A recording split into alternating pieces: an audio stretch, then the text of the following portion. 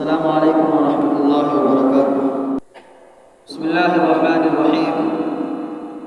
الحمد للہ رب العالمین والصلاة والسلام علی سید المرسلین وعلی آلہ واصحابہ اجمعین، اما بعد۔ سب سے پہلے اللہ تبارک و تعالیٰ کو شکر ادا کرتے ہیں کہ اللہ تبارک و تعالیٰ نے ہمیں اور آپ کو صحیح سالم بنایا، جس کی وجہ سے اس خوشی اور اس تقریب کے موقع میں سب کے سب ایک ساتھ شریک ہیں، اور اللہ سے دعا کرتے ہیں کہ اللہ تبارک و تعالیٰ ہمیشہ اسی طریقے سے خوشحالی کے ساتھ، عیش و عشرت کے ساتھ، اپنی سلامتی کے ساتھ ہم سب کی صحتوں کو، ہم سب کی عمروں کو دراز فرمائے۔ ثانیاً میں آپ تمام حضرات کو شکریہ ادا کرتا ہوں کہ آپ نے صرف اکٹھا ہی نہیں کیا بلکہ امید سے بڑھ کر، فکر اور سوچ سے بڑھ کر عزت و سامان اور مان سے نوازا۔ اس کے لیے میں آپ تمام حضرات کا تہہ دل سے شکر گزار ہوں، اور خصوصاً میں ان طلباء کرام کا بھی شکریہ ادا کرتا ہوں، مبارکبادی پیش کرتا ہوں جو کل رات سے ہی اسی کام میں لگے ہیں اور اس پروگرام کو اور اس کانفرنس کو بہتر سے بہتر بنانے کے لیے، سجانے کے لیے اپنی کوشش صرف کر رہے ہیں۔ اللہ ان کی کوششوں کو قبول فرمائے، اور جس خلوص کے ساتھ، جس عقیدت کے ساتھ اس پروگرام کو سجایا گیا اور جس مقصد سے اس پروگرام کو سجایا گیا، اس مقصد کے اندر کامیابی عطا فرمائے۔ یہ پروگرام آپ سب جانتے ہیں کہ 15 اگست کے موقع سے سجایا گیا ہے۔ ہندوستانی تاریخ میں 2 دن بڑی اہمیت کے حامل ہیں، ایک 15 اگست اور دوسرا 26 جنوری۔ اس دونوں کے پیچھے لمبی تاریخ ہے۔ یہ 15 اگست یوں ہی نہیں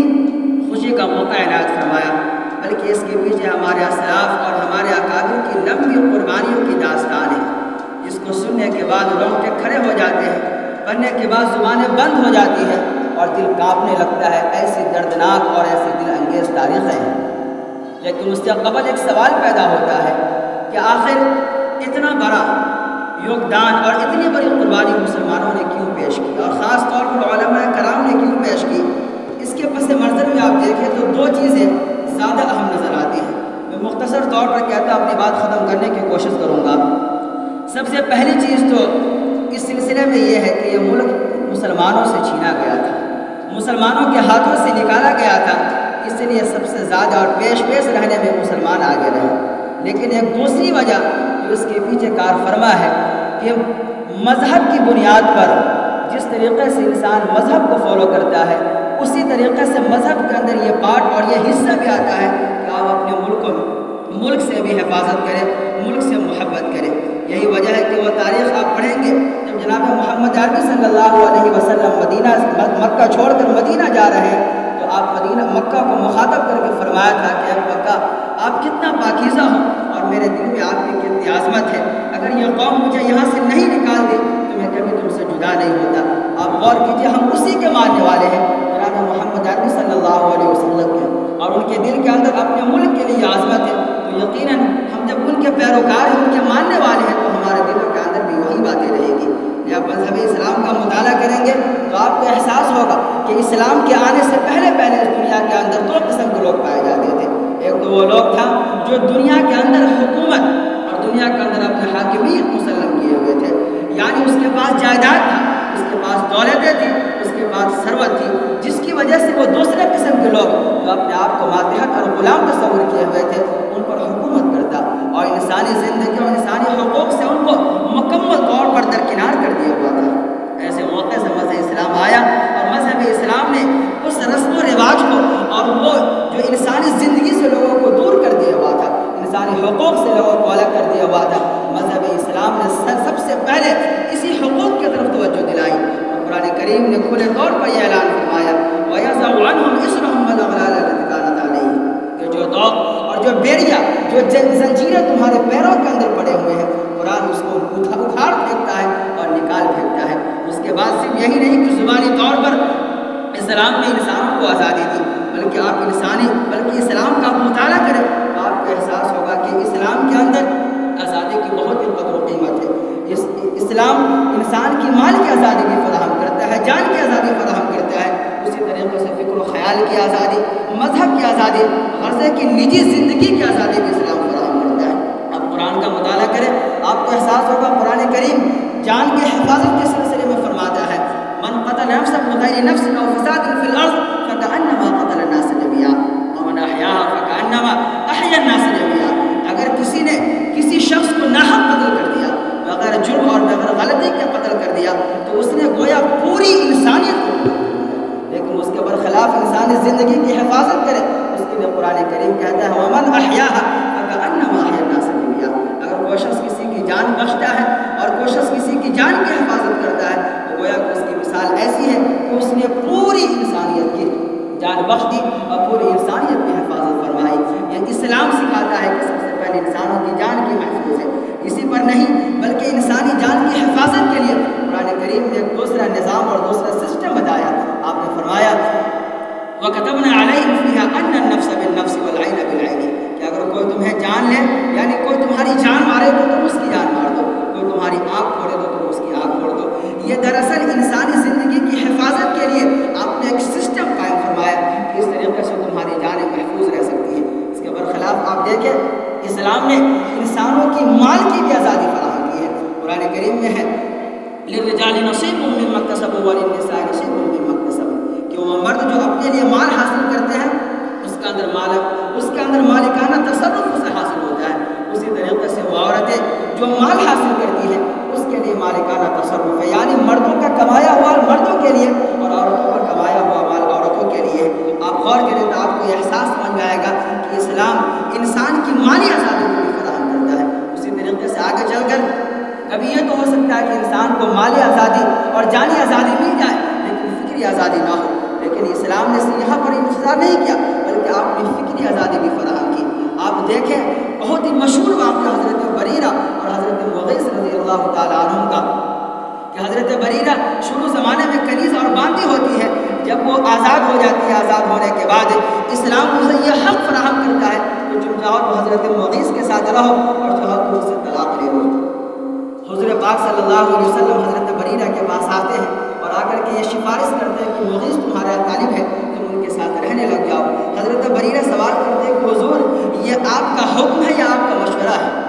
حضور فرماتے ہیں کہ ہمارا مشورہ ہے. دیکھیے آزادی کتنی فکری کی آزادی ہوتی ہے. حضرت بریرہ کہتی ہے کہ اگر آپ کا مشورہ ہے آپ اس مشورہ کو اپنے پاس رکھ لیں، مجھے آپ کے مشورے کی ضرورت نہیں. اگر آپ کا حکم ہوتا تو میں اس کو مان لیتی، حکم نہیں تو میں ماننے سے انکار کرتی ہوں. آپ غور کریں یہ فکر کی آزادی کی اس سے بڑی مثالیں آپ کو تاریخ میں کہیں نہیں ملیں گی. اسی طریقے سے آپ دیکھ لیجیے انسانی زندگی میں اللہ نے مذہب کی بھی آزادی فرمائی ہے. قرآن کریم میں وَلَا تَسُبُّوا الَّذِينَ يَدْعُونَ مِن دُونِ اللَّهِ فَيَسُبُّوا اللَّهَ عَدْوًا بِغَيْرِ عِلْمٍ. یہاں پر کہا گیا کہ تم دوسرے کے معبودان کو برا بھلا نہ کہو. اس کے اندر اس بات کی بھی کہیں نہ کہیں اشارہ ملتا ہے کہ تم دوسرے کے معبود کو برا بھلا نہ کہو، یعنی اگر وہ جس مذہب کو ماننا چاہتا ہے اس مذہب کو اس کو فالو کرنے دو، ماننے دو.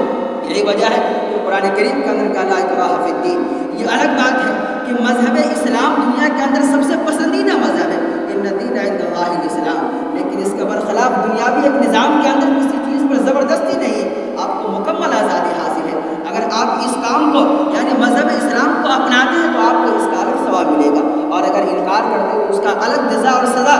جو کل قیامت کے دن ہے. لیکن دنیا کے اندر آپ کو کسی چیز کو فورس نہیں کیا جائے گا کہ آپ اس مذہب کو مانیں اور اس مذہب کو نہ مانیں. اسی وجہ سے کہا لا اکراہ فی الدین. اس کے برخلاف سب سے اہم چیزیں جو ہوتی ہے انسانی زندگی میں، جو انسانی نجی اور اپنی پرائیویٹی آزادی. یہی وجہ ہے کہ آپ کو کوئی قید و بند نہیں ڈالتا کہ آپ کس زبان میں بولنا چاہتے ہیں، آپ کس طریقے سے شریعت کے دائرے میں رہ کر، ملک کے کانسٹیٹیوشن کے اندر رہ کر آپ جس طریقے سے چاہے زندگی بسر کریں. آپ کے کلچر، آپ کی عادت، آپ کے اخلاق، آپ کے اقوال کی کوئی مخالفت نہیں کرنے آئے گا. یہ اسلام کی دی ہوئی مرہون منت ہے جس کی ہم سب لوگ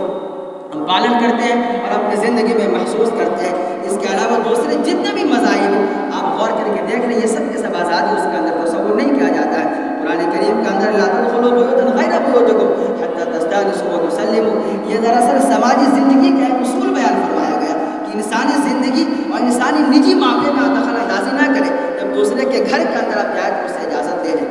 تو یہ اسلام کا ایک عطیہ ہے آزادی، جس کی وجہ سے مسلمانوں نے اپنے پیش قدمی کی اور اپنی جانوں کے، اپنے مالوں کی عقیدت اور اپنے جانوں کا نذرانہ پیش کیا تھا. یہ ہندوستان کے اندر جب انگریزوں کی آمد ہوئی، آپ کے ذہن میں ہوگا کہ واسکو ڈی گاما جو سب سے پہلے ہندوستان کے اندر پرتگال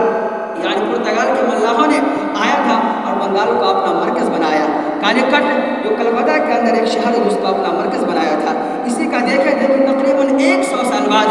جو انگلستان یعنی برطانیہ کے جو لوگ تھے، برطانیہ کے اندر خالی جنگیں شروع ہو گئی تھی، وہاں معاشی حالت کمزور تھے، اس وقت ہندوستان سونے کا چڑیا مانا جاتا تھا۔ اسی وقت ایک شخص راول فج نام کے ایک شخص آتا ہے جو تقریباً کئی ممالک کا سروے کرتے ہوئے، دورہ کرتے ہوئے ہندوستان میں پہنچتا ہے۔ جب ہندوستان پہنچتا ہے تو ہندوستان کو ہر طریقے سے ترقی یافتہ پا کر اس کے دل کے اندر یہ احساس ہوتا ہے کہ اگر کوئی ملک اس وقت تجارت کے لائق ہے تو وہ ہندوستان ہے۔ چنانچہ وہاں جا کر یہ مشورہ کرتا ہے، اور مشورہ کرنے کے بعد 1600 کے اندر وہ برطانوی جو تجارت غرض سے ہندوستان چلا آتا ہے، اور 1601 کے اندر ایسٹ انڈیا کمپنی کی بنیاد ڈالتا ہے۔ پھر 1608 کے اندر وہ ایسٹ انڈیا کمپنی کے لیے جو تقریباً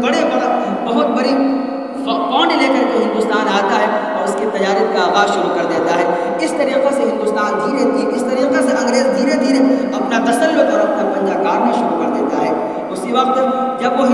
وہ انگریز اس ملک ہندوستان میں آنا شروع کرتا ہے، اس وقت جہانگیر یعنی سلیم نور الدین جہانگیر رحمۃ اللہ علیہ کا دور ہوتا ہے۔ انگریز وہاں پہنچتا ہے اور جا کر کے یہ درخواست کرتا ہے کہ میں چاہتا ہوں کہ میں سورت کے اندر یعنی گجرات میں سورت کو اپنے تجارتی مرکز بناؤں۔ آپ انکار کر دیتے ہیں۔ تقریباً 3 سال تک یہ سلسلہ ہوتا ہے کہ وہاں سے لوگ آتے رہتے ہیں، تحفہ تحائف لے کر آپ کی خدمت میں آتا ہے، لیکن آپ انکار کر دیتے ہیں۔ لیکن 3 سال تک جو مستقل ان کی کوشش ہوتی ہے، اس کوشش کے نتیجے میں اس کی محنت رنگ لاتی ہے اور آپ اس بات کی اجازت دیتے ہیں کہ ٹھیک ہے تم اپنا مرکز سنبھالو۔ لیکن ابتدائی طور پر وہ ایسٹ انڈیا کمپنی صرف اور صرف تجارت کا اپنا قدم جماتی ہے۔ تقریباً 50 سال گزر جاتا ہے۔ 50 سال گزرنے کے بعد اب یہ دھیرے دھیرے اپنی فوج کی تیاری میں لگنا شروع ہوتا ہے، لیکن چونکہ اس وقت مغلوں کی حکومت شباب پر ہوتی ہے، زور و شور میں ہوتی ہے، اسی وجہ سے وہ کچھ نہیں کر پاتا اور جہانگیر اس کے ابھرتے ہوئے پنکھوں کو کتر دیتے ہیں اور کاٹ دیتے ہیں۔ اس کے بعد جب جہانگیر کے بعد جب اورنگزیب عالمگیر رحمۃ اللہ علیہ کا دور آتا ہے، اس وقت وہ کوشش کرتا ہے کہ ہم آگے بڑھیں، اور حتیٰ کہ جب بنگال کے اندر وہ اس بات کے لیے کوشش بھی کرتا ہے اور بادشاہ سے چڑھائی کر دیتا ہے کہ آپ کا جو مقرر کیا گورنر ہے وہ مالگزاری ادا نہیں کرتا ہے، اس وقت بادشاہ اس بات کو بھانپ لیتا ہے، یعنی اورنگزیب عالمگیر رحمۃ اللہ علیہ۔ اس کے بعد وہ بلائے اس لیے کہ اپنے گورنر کو اس بات کی ہدایت کرے کہ جاؤ مالگزاری دینے لگو، آپ لشکر لے کر کے چڑھائی کر دیتے ہیں، اور اس طریقے سے چڑھائی کرتے ہیں کہ پورے ہندوستان سے انگریز کا خاتمہ ہو جاتا ہے۔ پھر اس کے بعد وہ بھاگنے پر تو مجبور نہیں ہوتے، لیکن کچھ دیر کے لیے ایسا ضرور ہوتا ہے کہ وہ لوگ اپنا مکمل طریقے سے پنکھوں کو سمیٹ لیتے ہیں، اور تقریباً یہ 10 سال تک یہ عرصہ ہوتا ہے کہ 10 سال تک وہ اڑنا تو کیا بلکہ چلنا بھی اس کے لیے گوارا نہیں ہوتا، لیکن 10 سال کے بعد وہ پھر آتا عمل سماجت کرنا شروع کرتا ہے۔ اس کے نتیجے میں اسے اجازت مل جاتی ہے، لیکن اس بات کو دل کے اندر وہ ٹھان لیتا ہے کہ جب تک ان لوگوں کا دور ہو اس وقت تک ہماری پنکھیں کبھی اڑ نہیں سکتی ہیں۔ چنانچہ انتظار کرتا رہتا ہے اس بات کا کہ کب اورنگزیب عالمگیر رحمۃ اللہ علیہ دنیا سے پردہ فرما جائے۔ چنانچہ ایک وقت آتا ہے یعنی 1670 کے اندر جب اورنگزیب عالمگیر دنیا سے وفات فرما جاتے ہیں، اب وہ پھر اپنا سیاسی پنجہ جمانا شروع کرتا ہے، اور دھیرے دھیرے پہلے بنگال پر، پھر بہار پر، پھر اڑیسہ پر، یعنی ان علاقوں کو اپنے قبضے میں لے لیتا ہے۔ قبضے میں لینے کے بعد اس وقت اب دھیرے دھیرے ان کے ٹکرنے کا کوئی نہیں بچتا ہے۔ آپ دیکھیے اس وقت جو بچنے کا ہوتا ہے سب سے پہلا مقابلہ، یعنی جب خانہ جنگی شروع ہو جاتی ہے، اور خانہ جنگی شروع ہوتے وقت جو تقریباً 1748 سے لے کر 1752 تک یہ پورا خانہ جنگی اور طائف الملوکی کا دور شروع ہو جاتا ہے، یعنی نواب آپس میں لڑنے لگتے ہیں، انگریز اس کا فائدہ اٹھاتا ہے۔ وہ فائدہ اس طریقے سے اٹھاتا ہے کہ انگریز یعنی ایسٹ انڈیا کمپنی اپنے پاس وہ فوج کی تربیت کرتا ہے، اور جب دو نواب آپس میں لڑنے لگتے ہیں تو اپنے فوجیوں کو کرایہ پر دیا کرتا ہے، اور کرایہ پر دینے کے بعد فوجیوں کے لیے جو سہولت ہے اور جتنے بھی ڈیمانڈ ہو وہ سب کے سب ڈیمانڈ کرتے ہیں، جس کے نتیجے میں مہاراجہ اپنے فائنینشلی طور پر بہت زیادہ ویک اور کمزور ہو جاتا، اور نتیجہ یہ ہوتا ہے کہ وہ دھیرے دھیرے وہی فوج حاکم بن جایا کرتا ہے۔ یہ سلسلہ تھا۔ اس خطرے کو بھاگتے ہوئے سب سے پہلے غرور علی فتح جو تقریباً 1754 میں ان سے جنگ لڑی، لیکن ان کے بعد تقریباً 1757 میں جناب نواب سراج الدولہ میدان میں آئے، انہوں نے اس چیز کو بھانپ لیا تھا۔ اب انگریز کے دل کے اندر یہ خیال آیا کہ اس سے پہلے ہم نے مسلمانوں سے لڑائی کی تھی، یعنی اورنگزیب سے، اور بری طریقے سے ہمارے پنکھ کر دیے گئے تھے۔ ممکن ہے کہ اگر اسی طریقے سے ہم لڑائی کریں گے تو ہمارے اوپر یہ حاوی ہو جائیں گے، اور پھر ہمارا پنکھ اور جو ہمارا منصوبہ ہے کہ ہندوستان کو غلام بنا ہم بنا نہیں سکتے ہیں۔ اس لیے اس نے ساز باز کی اور میر جعفر کے پاس گیا اور جا کر اسے لالچ دیا کہ اگر تم اپنے اپنے بادشاہ اور اپنے نواب کے ساتھ غداری کرو گے تو یہ ملک بنگال ہم تمہارے اقتدار میں دے دیں گے۔ وہ لالچ میں آ کر کے عین لڑائی کے وقت جب میدان کارزار دونوں طرف سے فوجی دستے تیار ہوتے ہیں، اس وقت یہ میر جعفر اپنے فوجوں کو لے کر کے الگ ہو جاتا ہے اور نواب اکیلے میدان میں رہ جاتے ہیں۔ اس طریقے سے نواب کی شکست ہو جاتی ہے۔ اس کے بعد اب آگے دیکھیں بکسر کے اندر لڑائی ہوتی ہے۔ اس تقریباً جب بکسر کے اندر لڑائی ہو جائے اور مسلمانوں کی شکست ہو جاتی ہے، اب انگریزوں کا حوصلہ بہت زیادہ بلند ہو جاتا ہے اور یہ کوشش کرنے لگتا ہے کہ اب ہم اس ملک پہ مکمل طریقے سے قابض آ جائیں گے۔ لیکن ایک روڑا اور ہوتا ہے، یعنی سلطان ٹیپو سلطان رحمۃ اللہ علیہ، اس کے دل کے اندر یہ خیال آتا ہے کہ جب یہ روڑا ہٹ جائے گا تو اس دن یہ اس دن ہندوستان ہمارا ہو جائے گا۔ چنانچہ ٹیپو سلطان تقریباً انگریزوں سے 4 مرتبہ لڑائی کرتے ہیں اور ایک مرتبہ صلح کی نوبت آ جاتی ہے اور آخر میں نتیجہ یہ آتا ہے کہ آپ شہید ہو جاتے ہیں۔ یہاں پر بھی آپ غور کریں کہ 1799 کے اندر جب سلطان ٹیپو کو شہید کر دیا جاتا ہے تو صرف اور صرف اپنوں کی غداری کی وجہ سے، یعنی میر صادق کی غداری کی وجہ سے جواب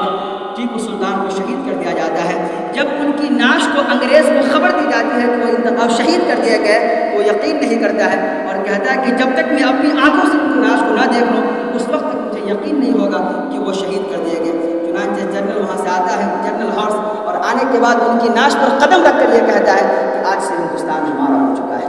اس کے بعد پھر یہ سلسلہ چلتا رہتا ہے اور چلتا رہتا ہے۔ اب یہاں پر جب یہ شروع ہو گیا تو اسی میں ایک پالیسی اور ایک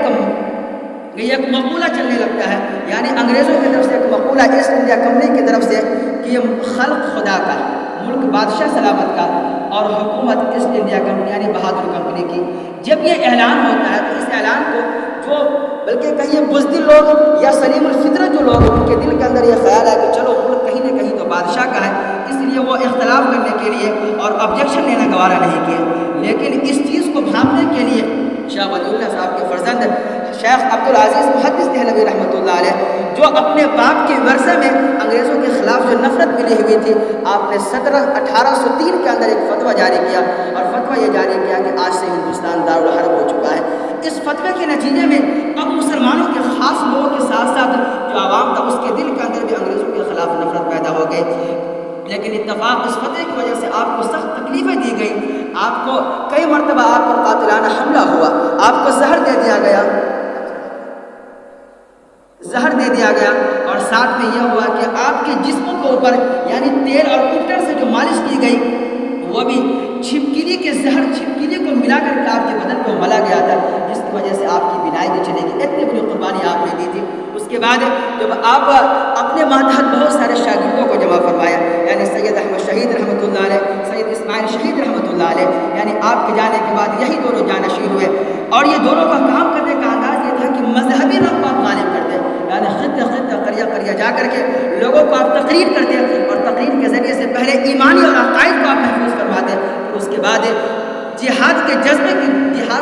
سے دلوں کو لبریز فرما دیتے۔ جب اپنا سفر کا آغاز کرتا ہے سب سے پہلے غازی پور آپ پہنچتے ہیں اور غازی پور کے نواب سے آپ ملاقات کرتے ہیں اور کہتے ہیں کہ ہمارا یہ مشن ہے، ہمارا یہ مقصد ہے۔ قربان جائیے، وہ غازی پور کے نواب وہ سب سے پہلے 1 لاکھ روپیہ نکال کر کے آپ کو دیتا ہے اور کہتا ہے کہ اپنے مشن کو آپ پیچھے مت ہٹانا، اور اسی وقت اپنا جوان بیٹا آپ کے حوالے کرتا ہے اور کہتا ہے کہ حضرت اس کو لے جائیے اور لے جا کر کے اس جہاد میں استعمال کیجیے۔ یہ ایک اور بلکہ 2-4 سالوں کی قربانی سے یہ چیزیں نہیں ملی، بلکہ یہ تقریباً 250 سال کی قربانی کے بعد یہ ہندوستان آزاد ہوا ہے۔ لیکن افسوس، سازشی طریقے سے کہیے یا پروپیگنڈے کی طریقے سے کہیے کہ تاریخ کے اندر یہ تاریخ کے ساتھ کھلواڑ اور ناانصافی کیا جاتا ہے۔ یہ سب کہتے ہیں کہ 1857 سے آزادی کا آغاز ہوا، نہیں دوستوں، اس سے پہلے ایک لمبی داستان ہے۔ 1857 کے بعد تو ایک جہاد اور ایک جنگ کی دوسرا رخ پڑتا ہے، لیکن اس سے پہلے بھی آزادی کا ایک دوسرا رخ ہے جس کے اوپر پردہ ڈال دیا جاتا ہے۔ ضرورت اسی بات کی ہے کہ ہم لوگ تاریخ کو پڑھیں، اس کو پڑھیں۔ یعنی 1857 کے بعد اب مسلمان اور ہندو دونوں آ جاتے ہیں، لیکن اس وقت بھی مسلمانوں کی تعداد زیادہ ہوتی ہے۔ بس میں ایک بات بتا کر کے اپنے ختم کرتا ہوں، اس میں علماء دیوان میں بہت سارے فہرست رہتے ہیں، یعنی شیخ الہند رحمۃ اللہ علیہ جو تحریک ریشمی رومال اور عبید اللہ سندھی رحمۃ اللہ علیہ کے ذریعے سے آپ یہ کام کرنا شروع کرتے ہیں۔ پھر اس منصوبے کے اندر آپ کو کالا پانی کا جب یہ منصوبہ لوگوں کے درمیان ظاہر ہو جاتا ہے اس وقت آپ کو کالا پانی کے اندر ڈال دیا جاتا ہے، یعنی آپ نے دردناک تکلیف آپ نے برداشت کی۔ برداشت کرنے کے بعد جب کالا پانی سے تقریباً 1920 کے اندر آپ رہا ہو کر کے آئے تو لوگوں کو ایسا لگا یعنی ایک سر عبد الرحیم آپ کے پاس آیا اور آ کر کے یہ کہنے لگا کہ سر یہ کیا حضرت یہ کیا ہو گیا کہ اس سے پہلے آپ علم حدیث کی خدمت کر رہے تھے لیکن آج مسند حدیث سنا لگتا ہے. اس وقت آپ کے دل کے اندر اور جذبہ بڑھا اور آپ اس کے اندر مزید کود پڑے اور آپ نے یہ اظہار کیا کہ میرا دل کرتا ہے کہ ایک مسلمانوں سے میں ملاقات کروں اور جا کر اس کے دل کے اندر جذبہ جہاد اور جہاد کی چنگاری کو ابھار دوں. اور آپ نے اپنے شاگردوں سے یہ کہہ دیا کہ اگر میں نحیف اور کمزور کی وجہ سے نہ جا سکوں تو مجھے چارپائی پر لٹا کر اور جس طریقے سے مردوں کو اٹھایا جاتا ہے اسی طرح سے اٹھا کر مجھے لوگوں کے پاس لے جانا ہے. یہ جذبہ حریت اور یہ چنگاری اس کے دل کے اندر تھی. چنانچہ اس طریقے سے یہ ہندوستان آزاد ہوا تھا. اور اب ہندوستانی تاریخ میں آپ دیکھیں گے مسلمانوں کی تعداد ہمیشہ زیادہ رہی ہے. آج بھی انڈیا گورنمنٹ کے پاس دفتر کے اندر جو مجاہدین آزادی فریڈم فائٹر کے جو ریکارڈ محفوظ ہے آپ وہاں پر دیکھیں گے تو آپ کو احساس ہوگا کہ تقریباً 95,300 افراد کل پائے جاتے ہیں. اس میں سے 63,400 مسلمانوں کی تعداد ہے اور بقیہ جو 31,000 بچ جاتے ہیں 31,900 اس میں دوسرے تمام مذاہب کے لوگ پائے جاتے ہیں. یہ ہمارے اسلاف اور ہمارے مسلمانوں کی قربانی ہے اور یہ پروگرام اس لیے سجایا جاتا ہے تاکہ آپ اپنے اسلاف کی قربانیوں کو یاد رکھیں اور جو قوم اپنے اسلاف کی قربانیوں کو بھلا دیتی ہے یقینی کبھی آگے نہیں بڑھ سکتی ہے. اس لیے آپ سے گزارش ہے کہ آپ اپنے اسلاف کی تاریخ اور اپنے اسلاف کی قربانیوں کو یاد کریں اور اسی جذبے کے ساتھ آگے بڑھنے کی کوشش کریں. اسی کے ساتھ اپنی باتوں کو ختم کرتا ہوں. وما علینا الا البلاغ.